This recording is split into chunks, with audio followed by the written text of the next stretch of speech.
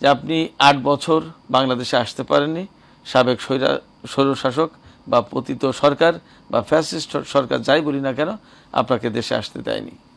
তো এই যে দেশে এলেন, এই পর্যায়ে আপনার কাছ থেকে জানতে চাইব যে কতটা বদলেছে বাংলাদেশ, কেমনভাবে দেখছেন এই পরিবর্তনকে, বা কতটা বদলাচ্ছে বাংলাদেশ? নিউট্রালি স্পিকিং, যে আসলে কিছুই হয় নাই, শুধু স্বৈরাচার চলে গেছে, কিন্তু এখানে যে ফান্ডামেন্টাল চেঞ্জ যেটা মানে আসার কথা সেইখানে কিছুই হয় নাই। একটা সরকার আসছে, তিনি আছেন, কিন্তু তিনি কি করবেন, কি দিয়ে যাবেন, কি হবে is very uncertain. I don't see any hope, nothing, because after the revolution you need a Biplobi Sarkar to stabilize the country. In this situation we have a very unstable government, always there's something going on very disturbing, প্রত্যেক দিন protest হচ্ছে। তো এইরকম পতিত সরকারের পরে একটা সরকার যখন চলে গেল, তখন তো আমার ইকোনমিটাকে ডেভেলপ করার জন্য যে ধরনের সবার কোঅপারেশন দরকার, সবাই চায় ক্ষমতা। Nobody wants economy, nobody wants economical stability. আমরা যেটা ভুলে গেছি গত 34 বছর 91 থেকে 24 পর্যন্ত 34 বছর দুইটা সরকার ক্ষমতা ছিল, বিএনপি আওয়ামী লীগ ভাগাভাগি করে। এই দুইটা সরকার আমলে economic destruction is more serious than the political destruction. আমি পছন্দ করি western style of democracy, conservative versus liberal, democratic versus মানে রিপাবলিকান পার্টি। এইখানে দুইটা পারিবারিক পার্টির অসুবিধা হচ্ছে যে you become like a North Korea. We have become like a North Korea, পরিবার প্রধান, জনগণ চুলা যাক, and that has destroyed the economy. আপনার আমার দেশে কোনো সমস্যা নাই, একটাই সমস্যা, I don't have the economy. Without the money you cannot achieve nothing. First thing you need is a dollar to buy the food and the fuel. For that we have to have an economy minimum $500 billion export, 500 billion export to support this kind of mass population, which is absolutely mandatory. কিন্তু আমার কোনো export নাই। আমার যে export আছে, I am losing every year $30 to $40 billion exported, চুরি হচ্ছে, পাচার হচ্ছে পোশাকের সঙ্গে।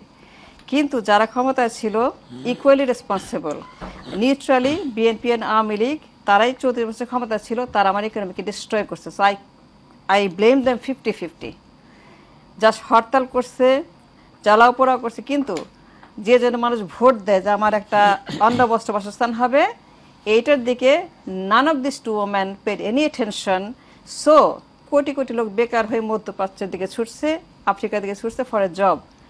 এইটা অত্যন্ত দুঃখজনক, and these two parties should bear equal responsibility for destroying my economy. That comes with the political destruction as well. আমার কাছে political destruction is not as important as much as economic destruction has happened. 350 billion যদি পাচার হয়, এটা শুরু হয়েছে কিন্তু 91 থেকে, তার আগের থেকেই হয়েছে। But if I take that as a benchmark, 91 থেকে এখন পর্যন্ত 34 বছর দুই lady, they had the power to develop my country to be Singapore, Malaysia, দক্ষিণ Korea, Japan. We could be like Singapore আর Dubai, richer than Dubai, because we have everything to become like richer than Dubai.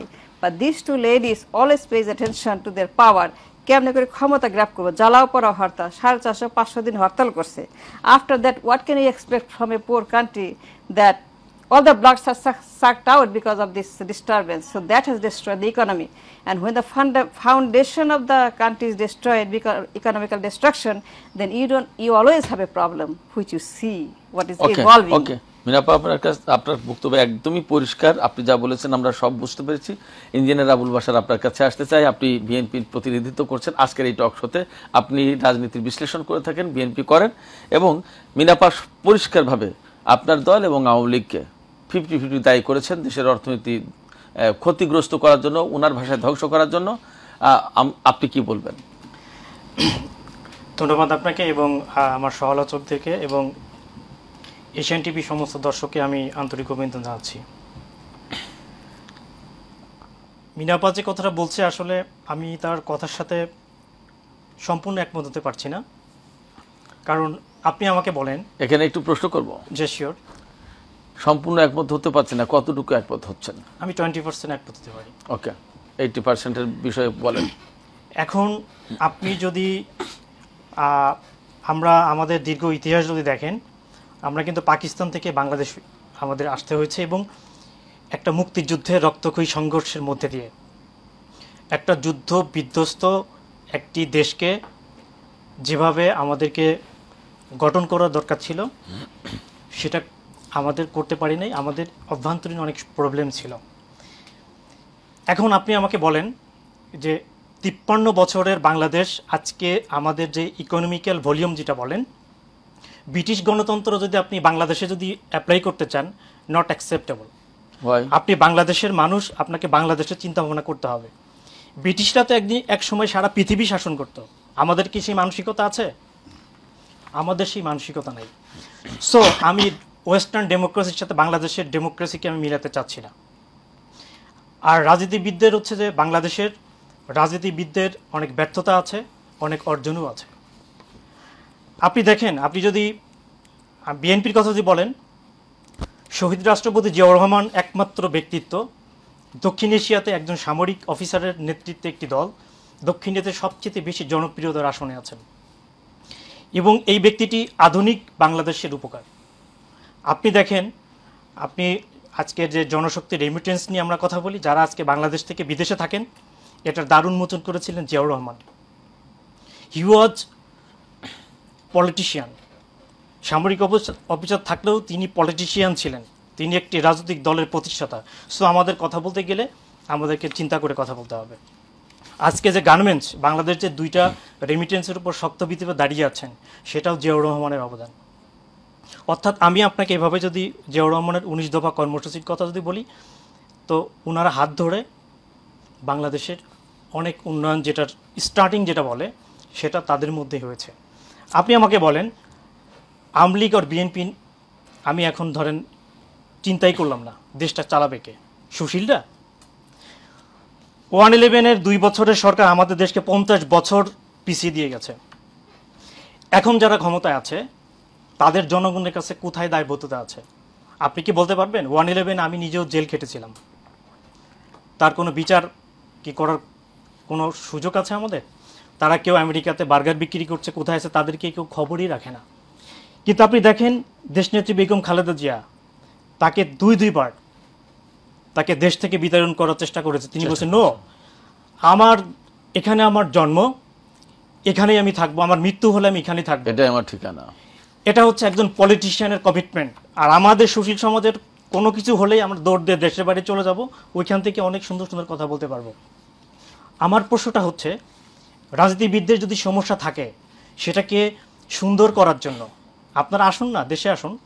দেশে এসে রাজনীতিবিদদের political পার্টিগুলোর মধ্যে আপনার যে reform করার দরকার, প্রেশার করেন যেন আওয়ামী লীগ বিএনপি তোমার ঠিকভাবে চলছো না।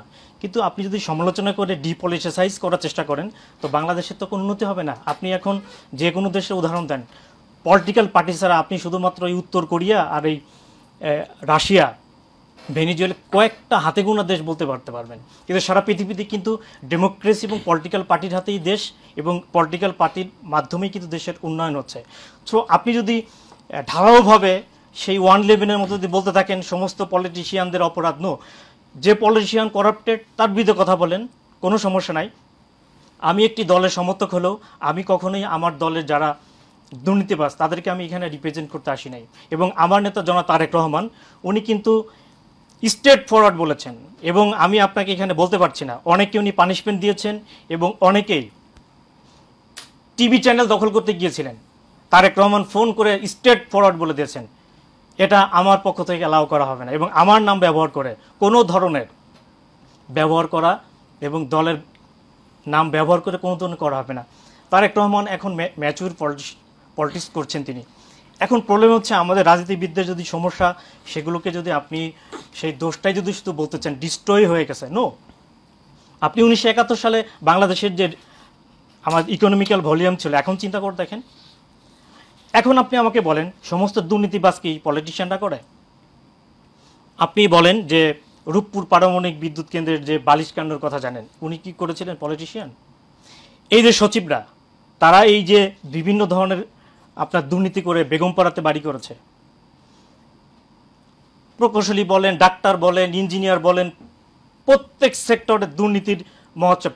আপনি আমাকে বলেন তো টিআইবি কি বলেছে যে বাংলাদেশে শুধু রাজনীতিবিদরাই দুর্নীতিবাজ? প্রত্যেকটা সেক্টরের দুর্নীতি, আপনি সেগুলো বাদ দিয়ে শুধু পলিটিশিয়ানদের দুর্নীতি নিয়ে কেন টানটানি করেন? কারণ আপনি ইন্টেনশনালি কাজগুলো করছেন। আমার প্রশ্নটা হচ্ছে যে আপনি যে পলিটিশিয়ান দুর্নীতিবাজ তাকে ঘৃণা করেন, তাকে প্রত্যাখ্যান করেন, তাকে বলেন, কিন্তু আপনি যদি একদম ঢালাওভাবে বলেন যে বাংলাদেশের আওয়ামী লীগও ভালো না, বিএনপিও ভালো না, তো এটা বলে আমরা কি করতে চাচ্ছি? জি, আপনি আওয়ামী লীগ বিএনপির পরে বাংলাদেশটাকে আপনি কার মাধ্যমে পরিচালনা করতে চাচ্ছেন সেটা কিন্তু জনগণের কাছে জানতে হবে। এবং হ্যাঁ, যদি মনে করেন নতুন রাজনীতি যদি আসে, অবশ্যই তারা যদি জনগণ তাদেরকে অ্যাকসেপ্ট করে অবশ্যই গ্রহণ করবে। আর পরিবারতন্ত্রের কথা যদি আপনি বলেন, এখন আপনি আমাকে বলেন আমি একটি দল করি, আমার দলের পার্টি কিভাবে নেতা নির্বাচিত হবে সেটাকে আপনি ঠিক করে দিবেন? আমার দলের নেতা নির্বাচিত করার জন্য যদি আমরা জনাব তারেক রহমান বলেন আর বেগম খালেদা জিয়া বলেন, আমরা যদি তার উপর আস্থা রাখি, এ দেশের মানুষ যদি তাদের উপর আস্থা রাখে, তাহলে আপনাকে সেটা অ্যাকসেপ্ট করতে হবে। আর যদি মনে করেন যে হ্যাঁ ঠিক আছে পরিবারতন্ত্রের বাইরে আমরা যে, তো পরিবারতন্ত্রের বাইরে তো বাংলাদেশে অনেক রাজনৈতিক দল আছে, তাদেরকে জনগণ ভোট দিয়ে কেন নির্বাচিত করে না? তার মানে কি আপনি কিন্তু সেই জনগণের দিকে তীর ছুড়ছেন। তার মানে জনগণ আমাকে ভোট দিয়ে নির্বাচিত করে সরকারের আমাকে বসাচ্ছে, কিন্তু আপনি জনগণকে কিন্তু সেই ব্লেমটা দিচ্ছেন। আমি মনে হয় যে এখানে না বলে আমাদের রাজনীতির যে রাজনৈতিক ব্যবস্থার এবং আমাদের সামাজিক ব্যবস্থার পরিবর্তনে আমাদের কথা বলা উচিত এবং সেই জায়গাতে আমাদের কাজ করা উচিত। জি, আপনার কথা পরিষ্কার। জনাব শাহ আলম, আমি আপনার কাছ থেকে শুনতে চাই, ইঞ্জিনিয়ার আবুল বাশার বলেছেন যে পরিবারতন্ত্রের বিরুদ্ধে কথা বলা প্রকারান্তরে জনগণের বিরুদ্ধে তীর ছোড়া। সাথে সাথে মিনাপা বলেছেন যে বিএনপি এবং আওয়ামী লীগ দুই দল দেশের অর্থনীতির ক্ষতি সাধনে, আমি যদি আরেকটু মডিফাইড করে বলি, আমার মতো করে বলি, ক্ষতি সাধনে 50% দায়ী। তো এই যে মিনাপা ওই পরিবারতন্ত্রের কথাও বলেছেন, যার জবাব ইঞ্জিনিয়ার আবুল বাশার দিলেন। আপনি কিভাবে দেখেন? আমি এখানে আরেকটু প্রশ্ন রাখতে চাই। আমরা দেখেছি আওয়ামী লীগ বিএনপির বাইরে গিয়ে, আওয়ামী লীগ এবং বিএনপি দুটো দলকে যদি একটা দুটো পরিবারকে কেন্দ্র করে আবর্তিত হতে দেখি, তাহলে এর বাইরে গিয়ে কিন্তু অনেক দল গঠনের চেষ্টা হয়েছে বাংলাদেশে এবং অনেক দল আছে। জাতীয় পার্টি সেটাও কিন্তু পরিবার কেন্দ্রিক দল। এরশাদের বাইরে কিন্তু এখনো রাজনীতি করে জাতীয় পার্টি থেকেও বেরিয়ে গিয়ে কেউ দাঁড়াতে পারেনি। বিএনপি থেকে বেরিয়ে গিয়ে নতুন করে দল গঠন করার চেষ্টা করেছে, কেউ দাঁড়াতে পারেনি। আওয়ামী লীগ থেকে একই অবস্থা। সেক্ষেত্রে এটা কি বাস্তবতা নয়? কেন আপনি জনগণের দিকে তীর ছুড়বেনই বা, যদি ছুড়তে চান বলুন? আমি জনগণের দিকে তীর ছড়ার পক্ষপাতী নই। আসলে জনগণকে পর্যাপ্ত সুযোগ দেওয়া হয়েছে কিনা এবং জনগণের সামনে সেই রাজনৈতিক দল এসেছে কিনা, আসেনি। তো না আসার কারণ সেটাও রাজনীতির ভিতরেই আছে। আমাদের রাজনৈতিক দল একমাত্র আওয়ামী লীগ ছাড়া বাকি যে দুটি দলের আমরা নাম উল্লেখ করছি, এটা কিন্তু ক্ষমতার ছায়া থেকে উপর থেকে গঠিত হয়েছে। তো বাংলাদেশের আমরা প্রথাগতভাবে দেখে একটা হিরো উপাসনা করে আসছি, অর্থাৎ বীর পূজা। আমাদের সামনে আমরা খুঁজি একজন ফিগার খুঁজি, মানে ঐতিহ্যগতভাবে এটা প্রতিষ্ঠিত হয়ে গেছে বাংলাদেশ স্বাধীনতার পর থেকে। এখন বিএনপি যে দলটি গঠিত হয়েছে এটা ঠিকই আছে, এটাও উপর থেকে গঠিত হয়েছে, নিচ থেকে আসেনি, সুযোগ পায়নি। জনগণ একজনকে দেখেছেন, তার সামনে তিনি রাষ্ট্র গঠন নতুন দায়িত্ব নিয়েছেন, জনগণের সামনে আশা জুগিয়েছেন, আশা স্বপ্ন দেখিয়েছেন এবং জনগণ আশা দেখতে পেয়েছেন, আশার আলো দেখতে পেয়েছেন। পুরনো তো হয়েছিল, সেটাই আমি দেখছি যে জনগণের কিছু প্রত্যাশা তখন পূরণ হয়েছিল। জনগণ জিয়াউর রহমানকে ত্রাতা হিসাবে দেখেছিলেন, এটা সত্য, আমরা অস্বীকার করি না, এটা সত্য। এবং তার দলকে সেভাবে জনগণ গ্রহণ করেছিল। কিন্তু তার পরবর্তী পর্যায়ে যা হয়েছে সেটা তো সেই ধারা অক্ষুণ্ণতা অটুট থাকেনি। আস্তে আস্তে এটা তার মূল ভিশন থেকে মিশন থেকে দূরে সরে গিয়েছে। জিয়ার বর্তমানে যে বিএনপি, আজকের বিএনপি যেটা আছে, সেটা সেই জিয়ার বিএনপি আমরা বলতে পারি না। তার যে রূপান্তর প্রক্রিয়া ঘটেছে, তার মধ্যে যে দুর্নীতির প্রবেশ ঘটেছে, তার মধ্যে যে অযোগ্য নেতৃত্বের প্রবেশ ঘটেছে, তার মধ্যে যে জিয়ার আদর্শের যে আপনার বিপরীত লোকের সমাবেশ ঘটেছে, এটা আমরা অস্বীকার করতে পারি না। তো এটা তো আমরা পতন বা বিচ্যুতি বলতে পারি একটা পার্টির, সেটা নেই। এবং জনগণের সামনে ভালো দল তৈরি হতে দেওয়া হয়নি। এবং গণতন্ত্রের চর্চা যদি অব্যাহত থাকতো, ধারাক্রম থাকতো, তাহলে নতুন সিস্টেম বেরিয়ে আসতো। কিন্তু গত 15 বছর 16 বছর গণতন্ত্র তো ছিল না। একটা আপনার মানুষ ভোটও দিতে পারেনি, রাজনৈতিক তৎপরতা ছিল না। রাজনৈতিক কথা বলার সুযোগ ছিল না। গত 15 বছর রাজনৈতিক চর্চার সুযোগ থাকেনি, গণতান্ত্রিক পরিবেশ ছিল না, গণতান্ত্রিক চর্চার সুযোগ থাকেনি, সেই দায়িত্ব আর বিএনপি নেবে না। না, আমি বিএনপিকে সেই জন্য দায়ী করছি না, আমি বলছি আমাদের পরিবেশটা, আমাদের পরিস্থিতি ছিল, বাস্তবতার সামনে। আর অর্থনীতির কথা বলেছেন, তিনি বলেছেন যে অর্থনীতিদের, আমি রাজনীতিকদের কোনো অবদান এখানে দেখি না, তবে রাজনীতিকরা 50% দায়ী হলো ধ্বংস করার জন্য, এটা আমি আপনার সঙ্গে একমত। চুরি চামারি, লুটপাট, ধ্বংস, পরিকল্পনাহীনতা, এগুলো তারা করেছে, এর জন্য দায়ী তারা। মানে সঠিক পরিকল্পনা, অর্থনৈতিক উন্নয়নের জন্য সঠিক পরিকল্পনা গ্রহণ করতে পারেননি, কর্মসংস্থানের জন্য কোনো পরিকল্পনা করতে পারেননি, নতুন কর্মসংস্থান তারা তৈরি করতে পারেননি। তারপরেও মানুষ, আমাদের অর্থনীতি বৃদ্ধি পেয়েছে, উৎপাদন বেড়েছে, মানুষের জীবনযাত্রা উঠেছে, এটা এখানে রাজনীতির কোনো অবদান নাই। এটা জনসাধারণ, তারা নিরন্তর সংগ্রাম, তাদের নিজস্ব বাঁচার সংগ্রামে, বাঁচার তাগিদে, বাঁচার প্রেরণায় তারা নিজেরাই নিরন্তর যে সংগ্রাম চালিয়ে গেছে, নিজেরা যে পন্থা উদ্ভাবন করেছে বাঁচার, সেটাই আমাদের অর্থনীতিকে। এখানে আমি আরেকটু প্রশ্ন করতে চাই আপনার এই আলোচনার ধারাবাহিকতায় বা রেশ ধরে, জের ধরে, যে আপনি বলছেন যে এই উন্নয়নের সাথে রাজনীতিদের খুব একটা সম্পর্ক নেই বা সম্পর্ক নেই, কিন্তু আপনি যদি প্রেসিডেন্ট জিয়াউর রহমানের সময় থেকে ধরেন, যদি আমরা দেখি, তাহলে আমরা বাংলাদেশের থেকে সবুজ বিপ্লব হতে, কৃষি বিপ্লব হতে, এবং কৃষি খাতে যে আজকের যে ডেভেলপমেন্টটা, এই ডেভেলপমেন্টের পেছনে কিন্তু রাজনীতিবিদ প্রেসিডেন্ট জিয়াউর রহমানের অবদান, বুদ্ধি, পরিকল্পনা এবং ঐকান্তিকতা একদম সিংহভাগ ছিল। সেটাকে কি আমরা অস্বীকার করি? না, আমরা অস্বীকার করি না। আমি আগেই বলেছি জিয়াউর রহমান, এবং জিয়াউর রহমান ডেফিনেটলি হি ওয়াজ এ পলিটিশিয়ান। হ্যাঁ, আমি জিয়াউর রহমানের সেটা অস্বীকার করি, আমি আগে স্বীকার করেছি যে জিয়াউর রহমান ত্রাতা হিসেবে আবির্ভূত হয়েছিলেন, কিন্তু তিনি, তার শাসনকাল কিন্তু অত্যন্ত ক্ষণস্থায়ী ছিল, ক্ষণকাল, তিনি চলে গেছেন। তারপরে যে আপনার রূপান্তর বা বিচ্যুতিটা ঘটেছে, আমি সেটা উল্লেখ করেছি। এবং রাজনীতিকরা কিভাবে প্রতিবন্ধকতা সৃষ্টি করে সরকারি। আজকে আমি একটা উদাহরণ দিই, বাস্তব উদাহরণ দিই। আজকে আমি আসার সময় গাড়িতে আমার ড্রাইভার ছিল, তাকে আমি জিজ্ঞেস করলাম আপনি এছাড়া আর কিছু করেন কিনা। তো উনি একজন এন্টারপ্রেনার, উনি ফার্মার, চাষাবাদ করেন, সেটাই ওনার বিনিয়োগ। অনেক কথা বলতে বলতে তিনি বলছেন আমি এক্সপোর্ট করতে পারছি না, এক্সপোর্টে আসতে পারছি না। আমি কেন আসতে পারছি না বোঝার জন্য বললাম যে বাংলাদেশে এক্সপোর্টে ঢুকতে হলে বাংলাদেশ এক্সপোর্ট অ্যাসোসিয়েশন নামে এরকম একটা সংস্থা আছে, সেটার মেম্বার হতে হবে, তা না হলে আমি পাঠাতে পারবো না। এবং সেটার মেম্বার হতে আমি চেষ্টা করেছি, কয়েক লক্ষ টাকা অপচয় করেছি। সেখানে তারা যে সমস্ত বিধিবিধান প্রভিশন রেখেছে, এটা কোনো ক্ষুদ্র আমার মতো ব্যবসায়ীর পক্ষে সেটার মেম্বার হওয়ার সম্ভব না, এটা উন্মুক্ত না, এটা নানান শর্ত আরোপ করে রাখা হয়েছে এবং এটাকে ব্যারিয়ার তৈরি করে রাখা হয়েছে। তো সেগুলো, অর্থাৎ আমি তার সংক্ষেপে বলি, তার পুরো স্টোরি বলতে গেলে আজকে এখানে সময় হবে না, আমাদের অন্য আলোচনা করতে পারবো না, যে সেখানে রাষ্ট্রীয় বিধি ব্যবস্থাগুলো এরকম, এগুলো সাধারণ মানুষ ব্যবসা করবে বা অন্য কিছু করবে, ওটা উদ্যোগ নেবে, তাদের জন্য যে রাস্তা খুলে দেওয়া হবে সেটা নাই, বরং সেটা বাধাগ্রস্ত করা হচ্ছে সিস্টেমের কথা বলে, প্রতিবন্ধকতা তৈরি করে। তো সেটা দেখবে কারা? এটা দেখার দায়িত্ব রাজনীতিবিদদের। আপনার কাছ থেকে আরো শুনবো আমেরিকা প্রবাসী অ্যাক্টিভিস্ট এবং কলামিস্ট মিনাফারা, আপনার কাছ থেকে জানতে চেয়েছিলাম যে বিষয়টি আপনি যদি বলেন। আমি স্মরণ করে দিতে চাই যে ম্যান পাওয়ারের একটা ব্যাপার, এই বিষয়টা কিন্তু আপনি নেগেটিভলি দেখতে চেয়েছেন, এবং সেখানে এটা না করে বরং তাদেরকে যদি ব্যবহার করা হতো বা আরো কিছু বলতে চেয়েছেন, যার প্রেক্ষাপটে বাংলাদেশ আরো বেশি উন্নত হতে পারত। বলুন বিস্তারিত। $100 একটা নোট আর 100 টাকার 1 টাকার note, so EC the difference. 1 টাকা 100 টাকার একটা নোট, আর 100টা টাকা দিয়ে একটা আপনি 100 টাকার বানাইলেন। So which one is more important? আপনি $10,000 ক্যারি করবেন এতটুকু, আর $1,000 বানাতে চান এত বড় একটা বান্ডিল হবে। So you better carry this one than this one. So আমার কথা হচ্ছে কি যে Tarique Rahman, with all due respect, it is not Ziaur Rahman. Ziaur Rahman is a born genius politician, এবং উনি পরিবারতন্ত্রে বিশ্বাস করতেন কিনা আমি জানি না, কিন্তু জিয়াউর রহমানের আমলে এইটা ছিল না। তারেক রহমানের আমলে পুরা ইয়েটাকে পরিবারতন্ত্রে নিয়ে যাওয়া হয়েছে। অনেক কাহিনী আছে, সেগুলো বলবো না। বাট আমার দেশে পশ্চিমা গণতন্ত্রের মতো ফিলোসফিক্যাল গণতন্ত্র চালু হইতে হবে।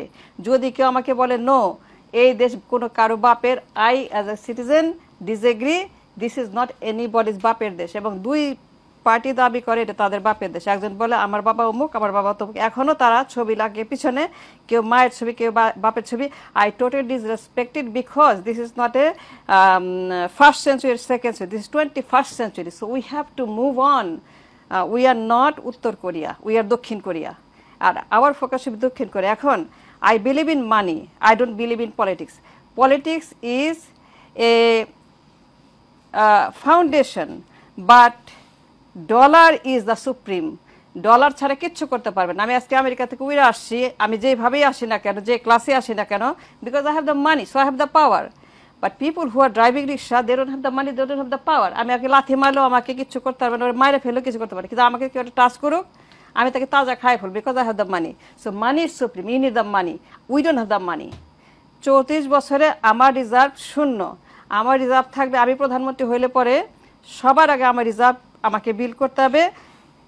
ইন্ডিয়াতে আছে 500 বিলিয়ন, চায়নাতে আছে 1000 বিলিয়ন, দক্ষিণ কোরিয়াতে আছে 1000 বিলিয়ন। আমার এখানে শূন্য কেন? 34 বছর তো 2 ওমেন তো শাসন করছে। তারা কি করছে বলেন আমাকে? তারা আমাকে কি দিবে ভবিষ্যতে? আমাকে কি আরো মজুর বানাবে, আরো রিক্সা, আরো অটো রিক্সা দিবে? Yes, that's what they going to do. They come into power, they going to give me more auto rickshaw. আমি আপনাকে বলতেছি $100 বিলিয়ন আসবে সমুদ্রের তেল, গ্যাস, খনিজ সম্পদ থেকে। আমি প্রধানমন্ত্রী হলে পরে 91-এ আমি বলতাম এই কন্ট্রাক্ট দিব। এতদিনে $100 বিলিয়ন আমি এক্সপোর্ট করতাম সমুদ্র থেকে। 100 বিলিয়ন আমি সেমি কন্ডাক্টর, 100 বিলিয়ন চামড়া শিল্প, 100 বিলিয়ন একটা রাউন্ড টেবিল, সুন্দরবন মানে ট্যুরিজম, যেটা দুবাই, সিঙ্গাপুর, মালয়েশিয়া, 100 বিলিয়ন সমুদ্র সৈকত, investment, real estate, offshore account 100 billion, তারপরে আপনার গাড়ি, building, Toyota, Hyundai 100 billion. I can go on and on, because আমি বিজনেস ওম্যান, রাইট? $100 বিলিয়ন আমি দিতে পারি ফাইবার অপটিক কেবল থেকে। আমি সেলফোন তৈরি করতে পারি, চায়না সেলফোন তৈরি করে, ইলন মাস্ক আছে ইন্ডিয়াতে, আমি কেন ইলন মাস্ককে আনতে পারি না? ওয়াইড আমাকে কেন সেলফি তুলতে হবে? আমি কেন ওভাল অফিসে বসে হ্যান্ডশেক করতে করতে I cannot side a deal? Okay, give me $100 billion worth of export. I'm going to build semiconductor for you. Our engineer আছে, আমার বুয়েট আছে, চুয়েট আছে, রুয়েট আছে। This kind of প্রধানমন্ত্রী with a very high IQ, 120, 130, Oxford, Cambridge educated. We need educated prime minister. I don't care what you say. We have to have a people with a brain who is going to run the country. You cannot bring somebody from the kitchen and say, oh, it is আমার prime minister. কারণ সে অমুকের বাবা, অমুকের মা। No, that those are gone. We have to have a prime minister with a very high IQ, with a vision, who has the education to go to the White House and tell Mr. Trump, you have Silicon Valley, you gave us Bengaluru in India, why can't you give me a Bengaluru in Bangladesh? Why do you give me the garbage called garments? Garments is destroying my nation. My river is rotten, my water is gone, my health is gone, my women are gone, 90 million people are gone, 90 million young women, men, they're gone. My money is being stolen out of the country, called under invoice, over invoice, trade imbalance. They're stealing money like anything because of the garments. My country, my banks are empty. My banks are bleeding because of the garments. These garments should go tonight and tomorrow. We don't want garments. We want NSM, National Semiconductor. I am a Wall Street trader. I trade stock market. I'm very upset because I very hurt what is happening to my labor forces. এই লেবারগুলি Saudi আরব ব্যবহার করে, they are earning $500 billion using my labor, and I am getting $100 per month, and they're living like a chicken. Whose fault is this? People who run this country as a family ownership for 34 years. Two Begum in power, 30%. People has to understand, voters has to ask the question, আমি কেন 34 বছর পরে রিক্সা চালাই, আমার কেন একটা গাড়ি নাই, বাড়ি নাই? It is my right, it's my human right to have a minimum wage, a job, a home, a food, a paycheck, and my children, they have to go to school, education, health is my right. How many people has it? They stolen all the money, took it to the Swiss bank, and what they have done, BNP, 16 years, either pore, because they did the either pore, and that either pore was a political language given by India. India gave that language because India made a hub for these two parties. They bought these two people to serve their purpose so that they can stay in power. ঈদের পরে করতে করতে আজকে যদি আমাদের Gen Z না হইতো, এই ঈদের পরে হয়তো 41 সনে, ঈদের পরে হয়তো 41 সনে যদি আজকে আমার জেনজির জন্য না হইতো, আজকে আপনারা এই কথা আমি কথা বলতে পারতাম, দেশে আসতে পারতাম না। থ্যাংক টু দ্য জেনজিস, অ্যান্ড দেশ শুড বি ইন পাওয়ার। দেশ ইলেকশন হবে 5 বছর পরে। ওকে ওকে, এখানে একটু প্রশ্ন করতে চাই আপনাকে। $1,000 বিলিয়ন এক্সপোর্ট আমি দেখাই দিছি।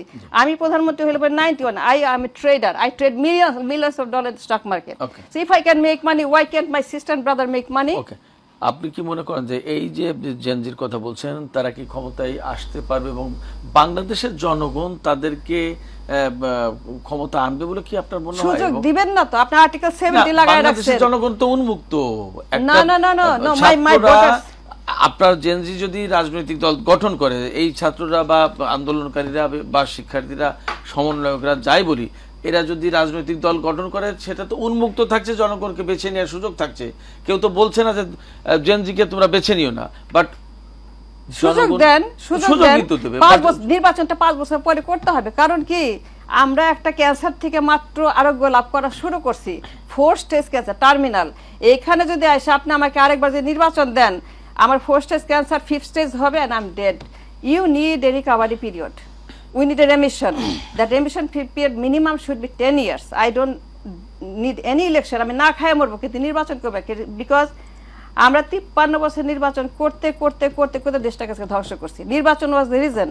No economic development, nobody talking about money, nobody talking about the Wall Street dollar, $100 billion in the reserve, $2 trillion export, সমুদ্র, তেল, গ্যাস, খনিজ সম্পদ, মেধা সম্পদ। What happened? নির্বাচন না হলে গণতান্ত্রিক চর্চাটা হবে কিভাবে? নাও নির্বাচন তো করছেন, তো গণতন্ত্র পাইছেন? কিন্তু নির্বাচন করছেন, নির্বাচন বাদ দিলাম, নির্বাচন বাদ দিলে কি গণতান্ত্রিক চর্চা হবে? না, আপনাকে নির্বাচন উইথড্র করতে হবে না, রাজনীতি উইথড্র করতে 10 years no election, like Singapore, like Malaysia. How he made the Malaysia নির্বাচন, election, everything was stopped for some time. They all put in jail. Let me develop the country. Go read the book, Lee Kuan. ওকে, বুঝতে পেরেছি আপা, আপনি অনেক বলেছেন। Engineer Abul Bashar, আপনি বলবেন কি? আপনার দলের বিরুদ্ধেও অনেক অভিযোগ মিনাপার পক্ষ থেকে, আপনার যদি জবাবে আমাকে আপনি একটু সময় দিবেন, কারণ মিনাপা অনেকগুলো কথা বলছে, আমার আর্টিকেল 70 এগুলো উত্তর আমাকে দিতে। আর্টিকেল 70 ইটস ওকে, আমি এগ্রি উইথ ইউ। সেটা হচ্ছে যে এখন মনে হচ্ছে যে তারেক রহমান জিয়াউর রহমানের সন্তান কেন হলেন, এটা হচ্ছে তার অপরাধ। ঠিক আছে, তা অপরাধ হতে পারে না, সেটাই তার কথা, সেটাই বোঝা যাচ্ছে আর কি। মানে আমি একটা পরিবারে কেন জন্ম নিলাম এবং এদেশের মানুষ কেন আমাকে অ্যাকসেপ্ট করছে, এটা হচ্ছে আমার অপরাধ, এটাই তো।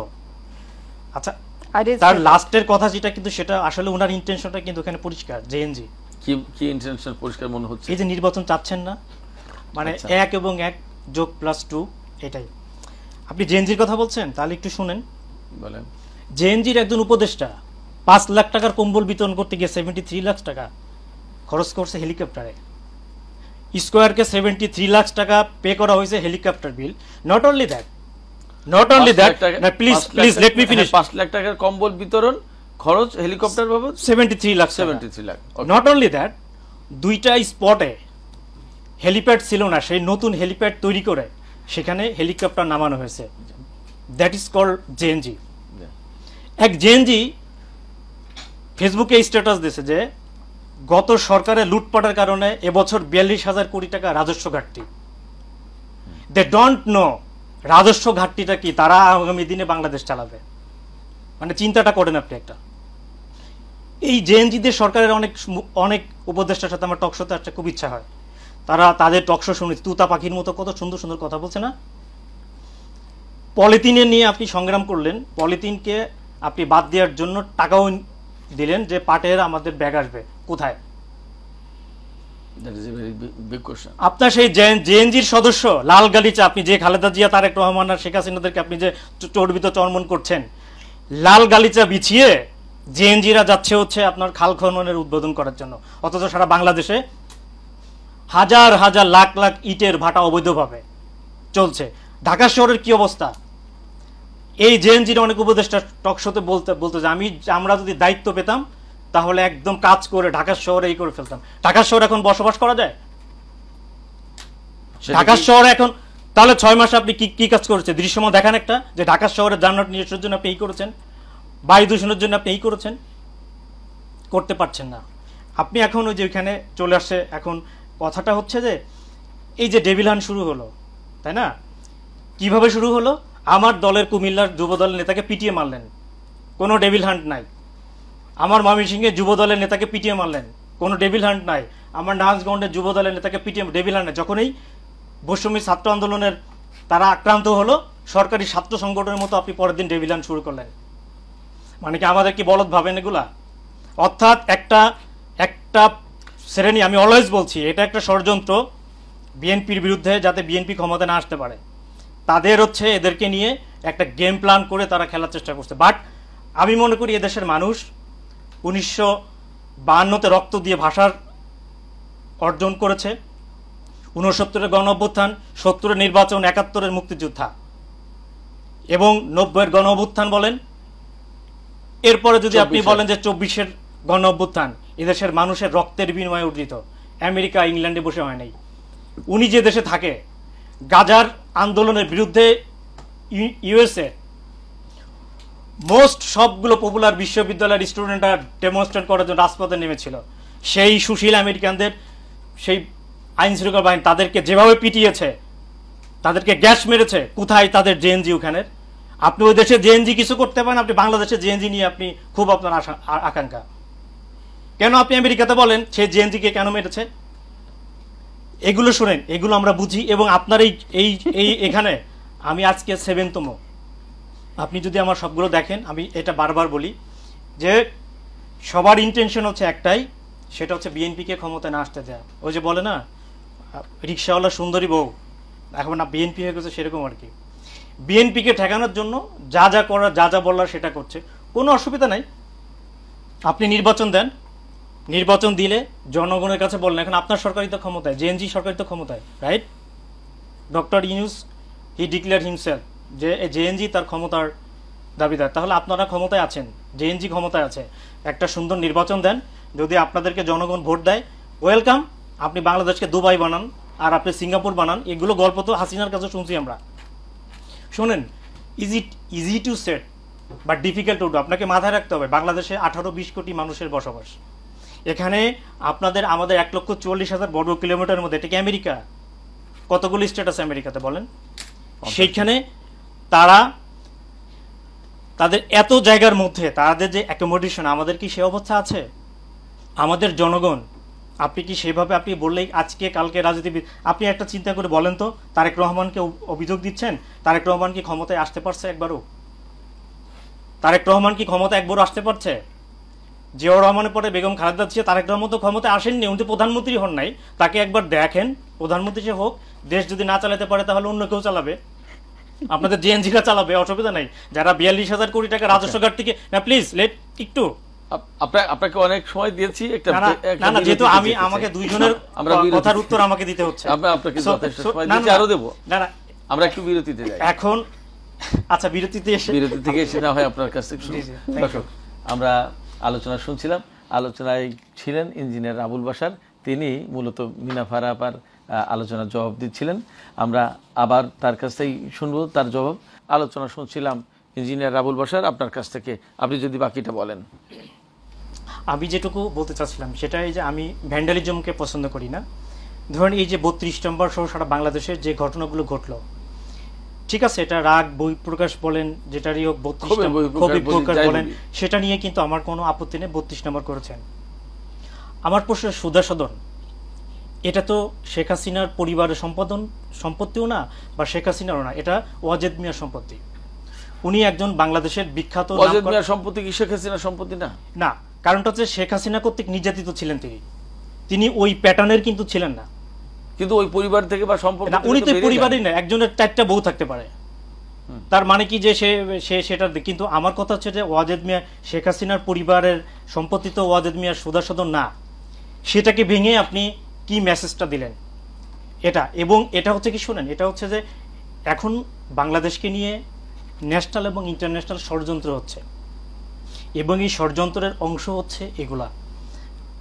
এটার কারণটা হচ্ছে যে বাংলাদেশকে ডিপলিটিসাইজ করা, এটা কিন্তু সেই 1/11 থেকে শুরু, এবং সেটা ইট ইজ কন্টিনিউটি, এটা চলতেছে। কিন্তু এটা আমাদেরকে মাথায় রাখতে হবে। ডিপলিটিসাইজ করে হ্যাঁ, কি অর্জন করতে চায়, আপনার কি ধারণা? এই যে ধরেন মাঝখান দিয়ে কিছু ক্ষমতার স্বাদ গ্রহণ করে নিচ্ছে কিছু মানুষ। শোনেন, আপনি যদি দুঃখে থাকেন তাহলে পরে তারা আনন্দ পায়। এখন এটাকে আপনি কোন সংজ্ঞায় সংজ্ঞায়িত করবেন? ওকে, বুঝতে পেরেছি। আমরা আপনাকে এখানে বুঝতে পেরেছি আপনি ওই জায়গায় কেন যেতে পারলাম না, আমার যোগ্যতা কেন হলো না। আপনার এই প্রশ্নের রেশ ধরে এই আক্ষেপ তো আমি পূরণ করতে পারবো না। আমি আপনার এই প্রশ্নের রেশ ধরে মোহাম্মদ শাহ আলম আপনার কাছে জানতে চাই যে বাংলাদেশের যে সংস্কার হচ্ছে বা যে বর্তমান পরিস্থিতি তার সাথে চরমভাবে ডিসএগ্রি করছেন ইঞ্জিনিয়ার আবুল বাশার, এবং তিনি এটাও বলছেন আমরা অনেকেই যারা স্বপ্ন দেখছি জেনজি নিয়ে বা নতুন ছাত্রদের নতুন রাজনৈতিক দল নিয়ে বা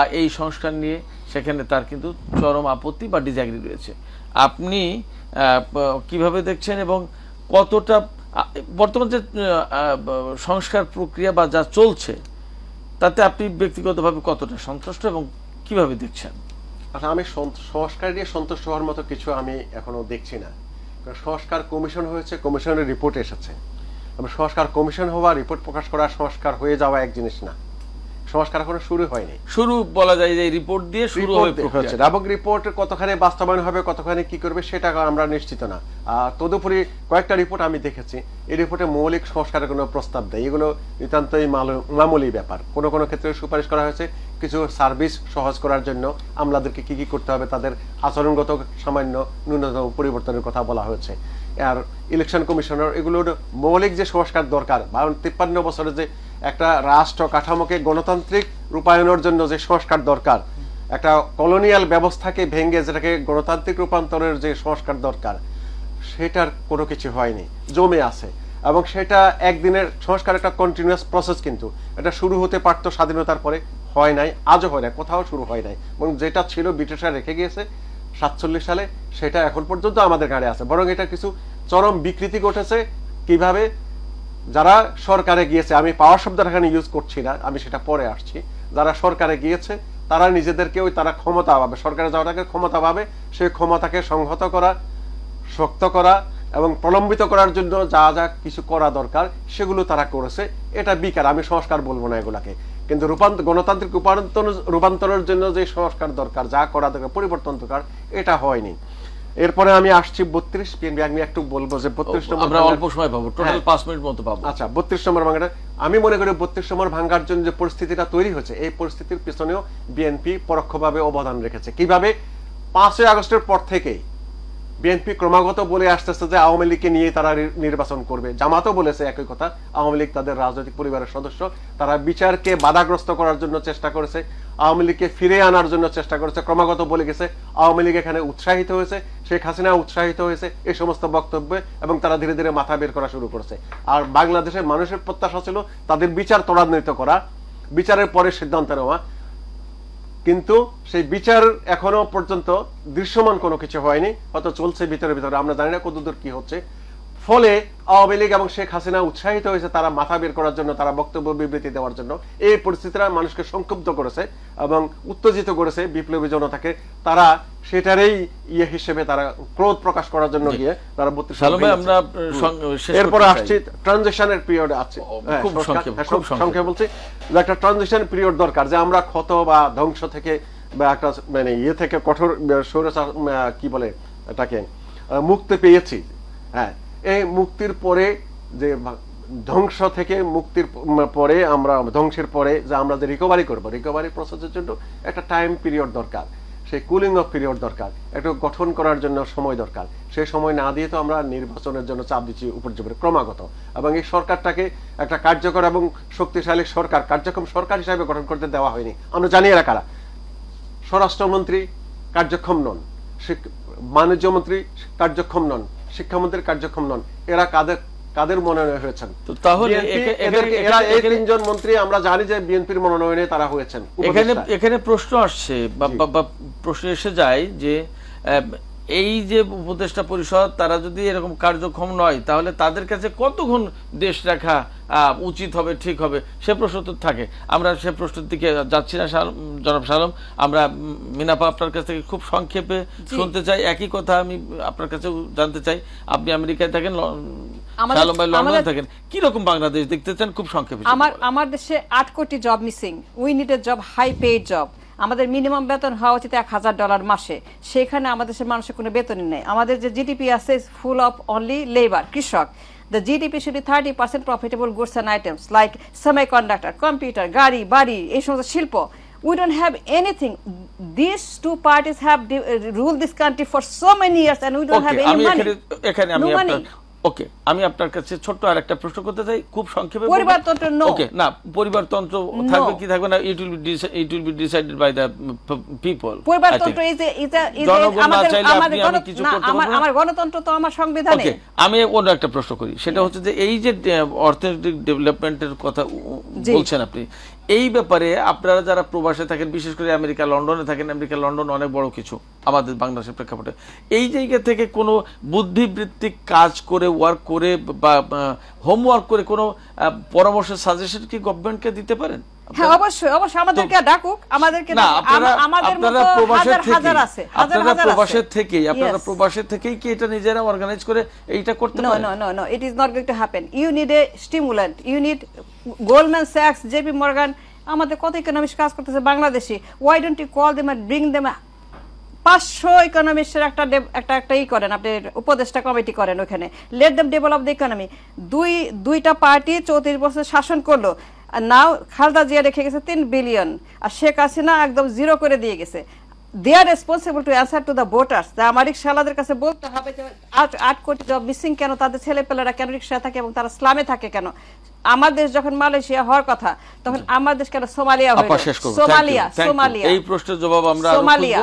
Why they made us Somalia? আমার ব্যক্তিগত পক্ষ থেকে আপনাদের কাছে আহ্বান থাকবে যে আপনারা যারা ফরেনে থাকেন, তারা বাংলাদেশের ডেভেলপমেন্টের জন্য আপনারাও একটু ভাবেন, কিছু সাজেশন দেন। ইঞ্জিনিয়ার আবুল বাশার, আপনার আলোচনার মধ্য দিয়ে আমাদের আজকের আলোচনা শেষ হবে। আপনার কাছে ছোট্ট প্রশ্ন হচ্ছে, না শালম ভাই আপনাকে আর আমরা সুযোগ দিতে পারবো না, ইঞ্জিনিয়ার আবুল বাশার আপনার কাছে ছোট্ট প্রশ্ন, সেটা হচ্ছে যে শালম ভাই আলোচনা করছিলেন যে 32 নম্বরের ঘটনার জন্য বিএনপি পরোক্ষভাবে দায়ী, কিভাবে দেখছেন খুব সংক্ষেপে? বিএনপি সবসময়ের জন্য বলছে যে বিএনপি এই সমস্ত হামলা মামলা এগুলোর সাথে বিএনপি কখনোই এগুলো পছন্দ করে না, এবং এটা তারেক রহমানের ডাইরেক্ট নির্দেশ। আপনি যদি তার বক্তব্যগুলো দেখে থাকেন তাহলে স্পষ্ট হবে। এটা বিএনপিকে ব্লেম দিয়ে কোনো লাভ নাই। আমি আপনাকে তো আগেই বলছি যে সবার আক্রোশ বিএনপির উপরে, কারণটা হচ্ছে যে এনিহাও বিএনপিকে ঠেকাও।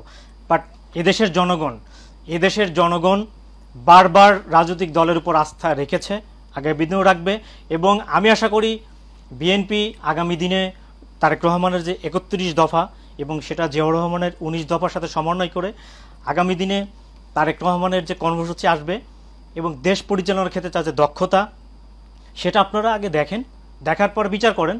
কিন্তু তার আগেই যদি আপনি বিএনপিকে ঠেকানোর জন্য উল্টাপাল্টা কথা বলে রাজনীতিবিদদেরকে এগুলোকে ঘৃণা ছড়ে কোনো লাভ নেই। নাগরিকদের দায়িত্ব আছে। আপনি যে বলছেন, আপা বলছেন, আপনি একটা জিনিস বলেন তো, বুয়েট থেকে যারা বের হয় 75% তারা দেশ থেকে চলে যায়। কেন চলে যায়? যারা বিদেশে যায় তারা দেশের স্বার্থপর, যারা সেলফিশ যারা, তারা এই দেশ থেকে বিদেশে চলে যায়। আপনি যখন দেশের প্রতি ভালোবাসা থাকে, তখন আমি 3 বার জেল খেটেছি কিন্তু দেশেই আছি। আমারও সুযোগ ছিল দেশে বাইরে যাওয়া। জি জি, শালম ভাই যেন কি বলতে চাচ্ছেন, এক দুই বাক্যে যদি শেষ করেন আমরা শেষ করব। মিনাফারা বলেছেন কেমন অর্থনৈতিক বাংলাদেশ দেখতে চান, আমি কেমন রাজনৈতিক বাংলাদেশ দেখতে চাই। সংক্ষেপে 3-4টা কথা বলবো। আমি একটা গণতান্ত্রিক বাংলাদেশ দেখতে চাই, যেখানে রাজনীতিকরা নিজেদেরকে জমিদার বা রাজা বাদশাহ মনে করবেন না এবং সেরকম ক্ষমতাধর মনে করবেন না, এবং নাগরিকদের কাছে সেরকম মর্যাদা আশা করবেন না। They are public servant. The elected office holder, রাষ্ট্রের elected office holder, they are the public servant, এবং তারা পাবলিক সার্ভেন্টের মতো বিহেভ করবেন। তারা নাগরিকদের কাছে মাননীয় নন, তারা নাগরিকদেরকে সমীহ করতে শিখতে হবে, নাগরিকদেরকে জবাব দিতে শিখতে হবে। Human God system has to go. আপনার কথা পরিষ্কার, আপনার কথা পরিষ্কার। মানবদেবতা বন্ধ করতে হবে। মানবদেবতা is bad. আপনাদের অনেক প্রত্যাশা আছে, বুঝতে পেরেছি। বাংলাদেশকে আসলে আপনারা ভালোবাসেন, আপনাদেরও দেশ এটি, আপনারা দেশকে ওন করেন। আমরা আশা করব যে আপনারা বিদেশে থেকেই বাংলাদেশের ডেভেলপমেন্টের জন্য কি ধরনের কাজ করা যায় সেই বিষয়টা ভাবেন। সুপ্রিয় দর্শক, আজকের আলোচনা এখানেই শেষ করতে চাই।